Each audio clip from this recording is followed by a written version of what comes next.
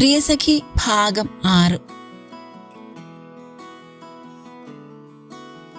ആഘോഷങ്ങൾ പുരോഗമിച്ചു. വൈൻ കഴിച്ചുവെങ്കിലും മതിവരാത്ത പോലെ വല്ലി വിന്നിയുടെ ബിയർ കുപ്പിയിൽ നിന്നും ഒരെണ്ണം അടിച്ചു മാറ്റി. പഴയകാല ഓർമ്മകൾ മനസ്സിൽ കടന്നു വരുന്നത് നിർത്താനായി അത് മുഴുവൻ അവൾ കുടിച്ചു. പിന്നങ്ങോട്ട് നല്ല പൂസായാണ് അവൾ നിന്നത്. ചിക്കൻ ഗ്രിൽ ചെയ്തത് കഴിച്ചു തീർത്ത് എല്ലാവരും തിരിച്ച് വീട്ടിലേക്ക് പോകാൻ തയ്യാറായി. വല്ലി അപ്പോഴേക്കും ഹട്ടിലെ ബെഞ്ചിൽ തലചായ്ച്ചു കഴിഞ്ഞിരുന്നു.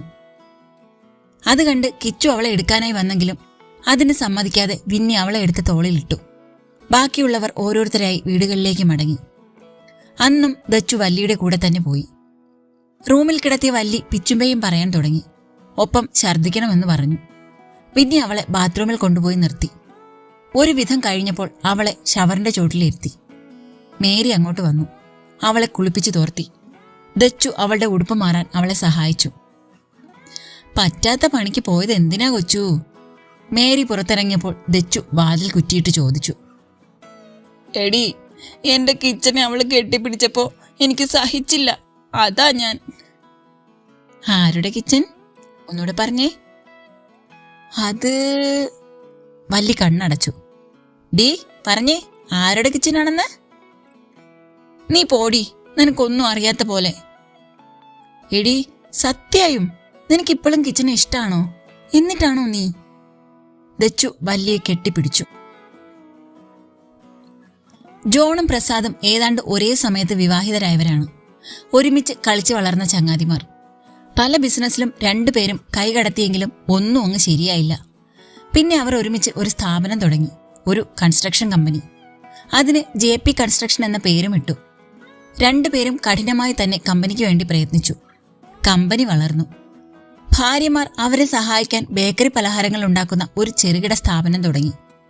അതോടൊപ്പം ജനനി താൻ പഠിച്ച തയ്യൽ മറക്കാതെ ബാക്കി കിട്ടുന്ന സമയത്ത് തുണികൾ തയ്ക്കാനും കുറച്ചു പേർക്ക് പറഞ്ഞു കൊടുക്കാനും തുടങ്ങി.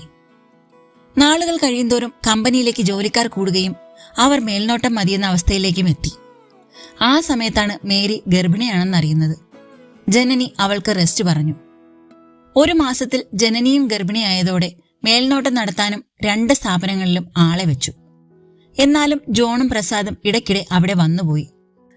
തയ്യൽക്കട വഴി അവർ പുതിയ തുണിക്കടയും തുടങ്ങി. തയ്യൽ കടകൾക്ക് പകരം ഷോപ്പിലേക്ക് പുതിയ മോഡൽ വസ്ത്രങ്ങൾക്ക് വേണ്ടിയുള്ള ഗാർമെന്റ്സായി പരിണമിച്ചു. വച്ചടി കയറ്റം തുടങ്ങി കഴിഞ്ഞിരുന്നു.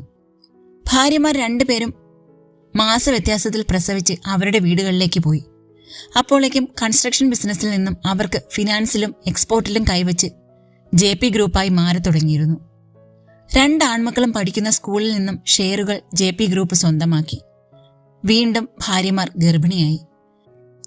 വിന്നിക്കും ദീക്ഷിത്തിനും ശേഷം 2 പെൺകുട്ടികൾ കൂടെ അവരുടെ ഇടയിലേക്ക് കടന്നു വന്നു, ദക്ഷിണയും വയലറ്റും. ഇതെല്ലാം അമ്മയും അച്ഛനും അങ്കിളും ആന്റിയും തങ്ങളോട് പറഞ്ഞ കഥകളാണെന്ന് അവൾ ഓർത്തു. കട്ടിലിൽ തന്നോട് ചേർന്ന് കിടക്കുന്ന ദച്ചുവിനെ നോക്കിയപ്പോൾ അവൾക്ക് തന്റെ ഈ ജീവിതത്തിൽ എന്തുമാത്രം സ്വാധീനമുണ്ടെന്ന് വല്ലി ഓർത്തു. ഓർമ്മ വെച്ച കാലം മുതൽ തന്റെ കയ്യിൽ അവളുടെ കൈയുമുണ്ടായിരുന്നു. നഴ്സറി തൊട്ട് അവളായിരുന്നു തന്റെ കൂട്ടുകാരി. ഒരു പാവം. വല്ലി തന്റെ ഓർമ്മയിൽ ലയിച്ചു. ചേട്ടന്മാര് തങ്ങളുടെ സ്വന്തമാണ്, മറ്റാർക്കും വിട്ടുകൊടുക്കില്ല. സ്കൂൾ വെക്കേഷൻ സമയത്ത് കസിൻസ് എല്ലാവരും കൂടുമായിരുന്നു.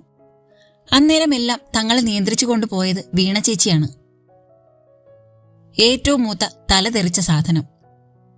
ചേച്ചിക്ക് എപ്പോഴും പ്രിയം ദച്ചുവും കൊച്ചുവുമായിരുന്നു.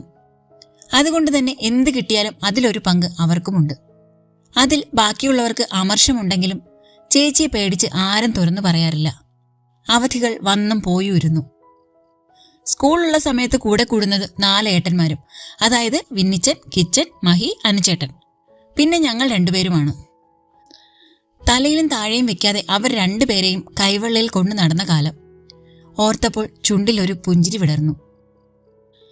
കുറച്ചുകൂടെ വളർന്നു. വീണ ചേച്ചി വലിയ പെണ്ണായത്രേ. ഇനി കളിക്കാനും ഇവിടെ വന്ന് നിൽക്കാനും വരില്ല എന്നറിഞ്ഞപ്പോൾ സങ്കടം തോന്നി. ഇനിയുള്ളവരിൽ മൂത്തത് 4 ചേട്ടന്മാരും അവരുടെ കൂടെ ഉണ്ണിയേട്ടനും കൂടി. ഞങ്ങൾ 4 പേര്. ഞാൻ, ദച്ചു, വാണി, പിന്നെ ആതിര. ഞങ്ങൾ മാറി ഞങ്ങളുടെ ലോകത്തിരിക്കുമ്പോൾ ആതിര ആൺകുട്ടികളുടെ കൂടെ കൂടാനാണ് നോക്കിയത്. അവരുടെ കൂടെയെന്ന് മുഴുവൻ പറയാൻ പറ്റില്ല, കിച്ചന്റെ കൂടെ, അതാ ശരി. കളിയും ചിരിയുമായി കാലം പിന്നെയും കടന്നു. ഞങ്ങളും വലിയ കുട്ടികളായി. ചേട്ടന്മാരുടെ കൂടെ കളിക്കാൻ വിടില്ല എന്ന് ചടിച്ചപ്പോൾ ഞങ്ങളും വിട്ടുകൊടുത്തില്ല.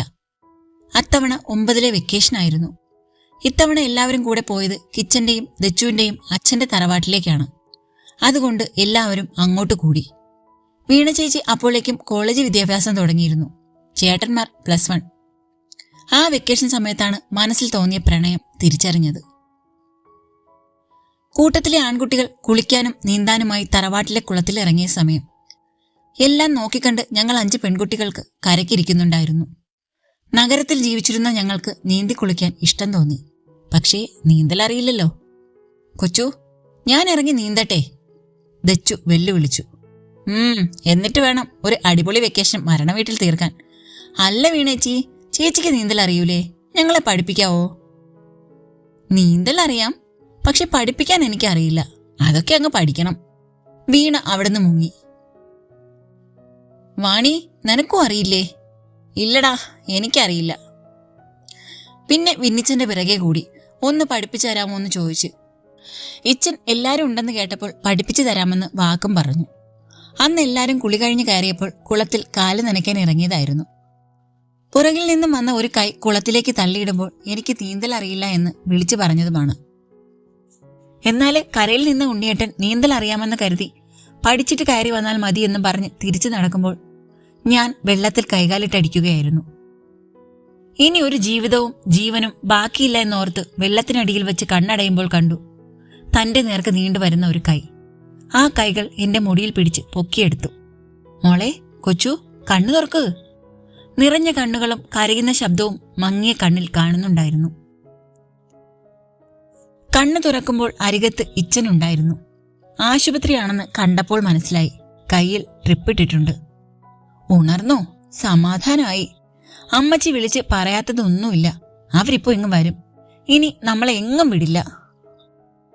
ബ്ലഡി ഫൂൾ ഇച്ചായ, പെങ്ങള് ചാവാൻ വെള്ളത്തിൽ പോയതിനല്ല അവന്റെ സങ്കടം.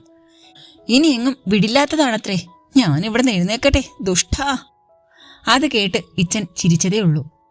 എങ്ങനെയുണ്ട് കൊച്ചു? വാതിൽക്കൽ നിന്നും ശബ്ദം കേട്ടതും അങ്ങോട്ട് തിരിഞ്ഞു. കുഴപ്പമില്ല കിച്ചുവേട്ടാ, രക്ഷപ്പെട്ടത് തന്നെ ഭാഗ്യം. എല്ലാം തീർന്നു എന്നാണ് വിചാരിച്ചത്. മുഖത്തെ മുറുക്കം കൂടിയത് കണ്ടു. പിന്നെ പപ്പയും അമ്മയും വന്നു, കൂടെ അങ്കിളും ആന്റിയും. എല്ലാവരും ചേർന്ന് എന്നെ തിരിച്ചു കൊണ്ടുപോകാൻ തുടങ്ങിയപ്പോൾ നമ്മുടെ ചങ്കം കൂടെ കയറി. ഇച്ചന്റെ ഒപ്പം കിച്ചനും. കിച്ചു, നീയും പോരുകയാണോ? വെക്കേഷൻ തീർന്നില്ലല്ലോ. പ്രസാദ് അങ്കിളിന്റെ ചോദ്യത്തിന് കലിപ്പൻ നോട്ടമാണ് മറുപടി കിട്ടിയത് എന്ന് കണ്ട് ചിരി അടക്കി. ചമ്മി അങ്കിൾ വണ്ടി എടുത്തോളാൻ പറഞ്ഞതും ആതിര ഓടി വന്ന് അവരുടെ വണ്ടിയിൽ കയറി. പിന്നാലെ ഉണ്ണിയേട്ടനും വാണിയും. വീട്ടിൽ തിരിച്ചെത്തിയ ശേഷം കിച്ചനെ കാണുമ്പോൾ എന്നിലുണ്ടാകുന്ന മാറ്റം തിരിച്ചറിയുകയായിരുന്നു. മനസ്സിന് ഒരു പ്രത്യേക സന്തോഷം. പക്ഷെ അതിൽ പിന്നെ കിച്ചൻ തന്നോട് കലിപ്പിലല്ലാതെ സംസാരിച്ചിട്ടില്ല എന്ന് അവൾ ഓർത്തു. എന്നിട്ടും തനിക്കതിലൊരു പ്രശ്നവും തോന്നുന്നില്ല. ആതിരയുടെ കൂടെ കാണുമ്പോൾ മനസ്സിൽ തോന്നുന്ന അസൂയയും കുശുമ്പും എന്തിനാണെന്ന് അവൾക്ക് മനസ്സിലായില്ല. ഇതിനു മുൻപും എല്ലാവരും ഒരുമിച്ച് നടന്നിട്ടുണ്ട്. പക്ഷേ ഇപ്പൊ കിച്ചൻ മറ്റുള്ളവരോട് കൂട്ടുകൂടുന്നത് തനിക്ക് ഇഷ്ടമാവുന്നില്ല. എന്താ തന്റെ മനസ്സിന് പറ്റിയതെന്നോർത്ത് സമാധാനമില്ലാത്ത നാളുകളായിരുന്നു പിന്നീട് അങ്ങോട്ട്. ഇനിയാണ് നമ്മുടെ കഥ തുടങ്ങുന്നത്. അന്നൊരു വെള്ളിയാഴ്ചയായിരുന്നു. എന്നും രാവിലെ പോലെ തന്നെ പോരാളി താഴെ ചീത്ത വിളി തുടങ്ങിയിട്ടുണ്ട്. ഇനിയും കിടന്നാൽ മുതുകത്ത് ചപ്പാത്തി പരത്തണ കോലുകൊണ്ട് ഏറ് കിട്ടും. അതാണ് സ്ഥിരം അമ്മയുടെ ആയുധം. പതിയെ എഴുന്നേറ്റ് കുളിച്ച് റെഡിയായി യൂണിഫോം ഇട്ട് താഴേക്ക് ചെന്നു. ടേബിളിൽ ഫുഡ് വെച്ചിട്ടുണ്ട്. ഷോ, ഇന്നും ഈ ദോശ മാത്രമേ ഉള്ളൂ. പപ്പ പോയോ അമ്മ? പോയി. അതെങ്ങനെയാ? സൂര്യൻ അങ്ങ് ഉച്ചയിലെത്തിയാലും എന്റെ പൊന്നാരമോള് ഉണരില്ലല്ലോ. ഓ, തുടങ്ങി. ഞാൻ അപ്പുറത്ത് നിന്ന് കഴിച്ചോളാം, പോവാ. വേഗം ബാഗും എടുത്തിറങ്ങി. ഞാൻ ഈ വെച്ചുണ്ടാക്കുന്നതൊക്കെ ആർക്ക് വേണ്ടിയാ? പുറകെ നിന്ന് കേൾക്കുന്ന ഈ ശബ്ദങ്ങൾ നമ്മൾ മൈൻഡ് ചെയ്യരുത്. നേരെ സോപാനത്തിലേക്ക് നടന്നു. ആഹാ, ദേ നമ്മുടെ ഇച്ചനും ഇവിടെ ഉണ്ടല്ലോ. വെറുതെ അല്ല പോരാളി ചീത്ത വിളിച്ചത്. അവിടുന്ന് കഴിക്കാൻ ആരും ഇല്ലല്ലോ.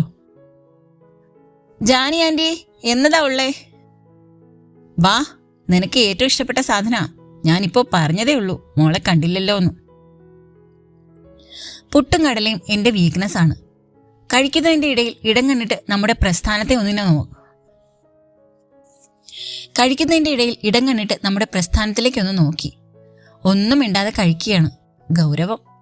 ഇതൊക്കെ +1 എത്തിയതല്ലേ ഉള്ളൂ. ഇപ്പൊ തന്നെ ഇത്ര കലിപ്പാണെങ്കിൽ ഇച്ചിരിയും കൂടെ വലുതായ എന്താവും? അന്ന് കുളത്തിൽ വീണപ്പോൾ ഉണ്ടായ സ്നേഹവും ആ വിളിയും ഒന്നും പിന്നീട് കിട്ടാത്തതിൽ മനസ്സിൽ വലിയ വിഷമമുണ്ടായിരുന്നു. അവരുടെ പിറകെ സ്കൂളിലേക്ക് പോകുമ്പോൾ നാട്ടുവഴിയിൽ കണ്ട എല്ലാവരോടും കുശലം പറഞ്ഞു. നടന്നു പോകാവുന്ന ദൂരമേ സ്കൂളിലേക്കുള്ളൂ. കൊച്ചു, നമുക്ക് നാത്തൂമാരായാലോ? കിച്ചനെ കുറിച്ച് ആലോചിച്ചിരുന്ന വല്ലിയുടെ അടുത്ത് വന്നിരുന്നുകൊണ്ട് ദച്ചു ചോദിച്ചു. അതിന് കിച്ചോട്ടൻ സമ്മതിച്ചോ? എന്ത് സമ്മതിച്ചോന്ന്? ദച്ചു അമ്പരന്നു. എന്നെ നിന്റെ നാത്തൂനാക്കാൻ, വല്ലി നാണത്തോടെ പറഞ്ഞു. ഞാൻ നിന്റെ നാത്തൂനായി കുരിശുങ്കലേക്ക് വരുന്ന കാര്യമാണ് ചോദിച്ചത്, അല്ലാതെ നീ സോപാനത്തിൽ വരുന്ന കാര്യമല്ല. വല്ലിയുടെ മുഖം മൂകമായി. ഡീ, നിനക്ക് കിച്ചേട്ടനെ ഇഷ്ടാണോ? ദച്ചു ആദ്യയോടെ ചോദിച്ചു. ആന്ന് തോന്നടി, എന്തോ പോലെ. കിച്ചുവേട്ടൻ പക്ഷേ എന്നെ നോക്കുന്നത് പോലുമില്ല. അങ്ങയുടെ മനസ്സിൽ ഞാൻ കാണില്ല അല്ലേ? അറിയില്ല കൊച്ചു. അത് പോട്ടെ, നീ ചോദിച്ചതെന്താ? ഇച്ചിൻ അങ്ങനെ പറഞ്ഞോ? കൊച്ചു അവരുടെ കാര്യം അറിയാൻ ആകാംക്ഷയോടെ ചോദിച്ചു. എന്നെ വല്ലാതെ കെയർ ചെയ്യുന്നത് പോലെ തോന്നി. സംശയം ഉണ്ടായിരുന്നു. ഇന്ന് എന്നോട് നേരിട്ട് ചോദിച്ചു. ആഹാ, എന്നിട്ട് നീ എന്താ പറഞ്ഞു? നിനക്കിഷ്ടാണ് എൻ്റെ ഇച്ചനെ? അത് ഞാൻ നിന്നോട് ചോദിച്ചിട്ട് പറയാന്ന് പറഞ്ഞു. എന്റെ പൊന്നോ, ഇങ്ങനെ ഒരു സാധനം നിനക്കിഷ്ടാണെങ്കിൽ പറയരുതോ പെണ്ണേ? കൊച്ചു, ഒരു പക്ഷെ നിനക്കിഷ്ടായില്ലെങ്കിൽ എനിക്കും അത് വേണ്ട. നീ കഴിഞ്ഞ് എനിക്ക് മറ്റെന്തുള്ളൂ. ദച്ചുവിന്റെ കണ്ണുകൾ നിറഞ്ഞു. നീ എന്റെ വീട്ടിൽ വരുന്നതിലും സന്തോഷം വേറെ എന്തിനാ ഉള്ളത്? എനിക്ക് സമ്മതാണെന്ന് നിനക്ക് ഊഹിച്ചൂടെ പെണ്ണേ? കൊച്ചു അവളെ കെട്ടിപ്പിടിച്ചു. ടീ പെണ്ണേ, നീ ഇപ്പൊ തന്നെ പോയി എന്റെ ഇച്ചിനോട് സമ്മതം പറഞ്ഞേക്കണം. കൊച്ചു, നമുക്ക് കിച്ചോട്ടിന്റെ അടുത്തൊന്ന് ചോദിച്ചാലോ? വേണ്ട, ഏട്ടന് അങ്ങനെയൊന്നും ഇല്ലാത്തിടത്തോളം ഞാനൊന്നും പറയില്ല. നീ പോയിട്ട് വാ, ഞാൻ ലൈബ്രറിയിൽ കാണും.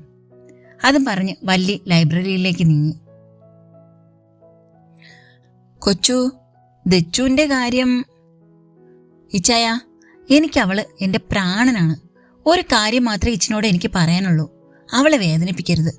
ബാക്കി എന്തിനും ഞാൻ കൂടെയുണ്ട്. അത് മതി പെണ്ണേ, ഇപ്പോഴാ സമാധാനമായത്. അവൾ വന്ന് പറഞ്ഞപ്പോൾ പോലും എനിക്ക് വിശ്വാസം ഉണ്ടായിരുന്നില്ല. ഞാൻ ഉറപ്പ് തരുവാ, ഈ ജന്മത്തിൽ അവളെ വേദനിപ്പിക്കുന്ന ഒന്നും ഞാൻ ചെയ്യില്ല. പിന്നെ കിച്ചുവേട്ടൻ, എനിക്ക് ഇങ്ങനെ ഒരു ഇഷ്ടം ഉണ്ടായപ്പോൾ തന്നെ അവനോടാ പറഞ്ഞത്. കുറെ തല്ല് കിട്ടി. പിന്നെ അവസാനം അവനങ്ങ് സമ്മതിച്ചു. നീ പറഞ്ഞ അതേ ഡയലോഗാണ് അവിടെ നിന്നും കിട്ടിയത്. അവൻ സമ്മതിച്ചതിന് ശേഷമാണ് ഞാൻ അവളോട് പറഞ്ഞത്. പിന്നെ ഈ കാര്യം നമ്മൾ 4 മാത്രം അറിഞ്ഞാൽ മതി. മഹിയും അനുവും അറിയണ്ട. സ്വന്തം പെങ്ങളെ പ്രേമിക്കാൻ സമ്മതം നൽകിയെന്നറിഞ്ഞാൽ അവര് നമ്മുടെ കിച്ചുവിനെ കുറിച്ച് എന്ത് വിചാരിക്കും? ഞാൻ ആരോടും പറയില്ല, പക്ഷേ ട്രീറ്റ് ഉണ്ട്. അതൊക്കെ ചെയ്യാടി കാന്താരി. പിന്നീട് അങ്ങോട്ട് അവരുടെ പ്രണയത്തിന് കുട പിടിക്കലായിരുന്നു പണി. മിണ്ടാപ്പൂച്ച കലവടയ്ക്കുമെന്ന് പറയുന്നത് വെറുതെ അല്ല കേട്ടോ. തുടരും. അടുത്ത പാർട്ടുമായിട്ട് അടുത്ത ദിവസം കാണാം കേട്ടോ.